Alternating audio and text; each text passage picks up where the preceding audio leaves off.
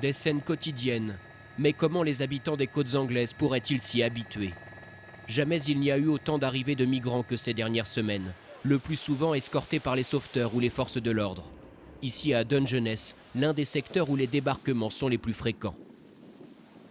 Les migrants, rapidement arrêtés par les autorités, ne restent pas dans ce hameau. Mais les 200 habitants et les touristes ne peuvent plus détourner le regard. En sillonnant cette ancienne cité de pêcheurs, nous rencontrons cette femme bouleversée par ce qu'elle a vu la veille, en face de son logement de vacances. Nous avons vu des policiers qui transportaient un migrant sur un brancard. C'est très triste de voir le désespoir de ces gens qui viennent. Dungeness est devenu un symbole des divisions qui fragmentent le pays. D'un côté, les défenseurs d'un assouplissement des frontières, comme le patron du pub local. Selon lui, c'est parce que le Royaume-Uni n'accepte pas assez de migrants que les traversées illégales se multiplient, créant parfois la confusion sur son parking. La plupart du temps, quand les sauveteurs en mer récupèrent les migrants, ils les emmènent là-bas pour les faire monter dans des véhicules de police. Mais des fois, ça se fait juste ici, par là.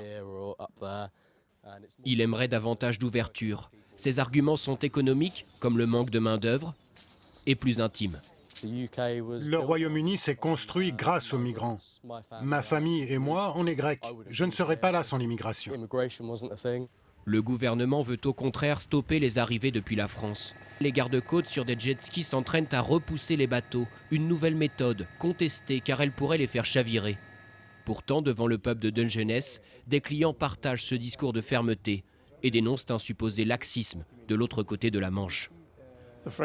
Les Français n'ont aucun intérêt à nous aider, à part l'argent qu'on leur donne. Tous ces gens qui partent s'arrangent bien à la France.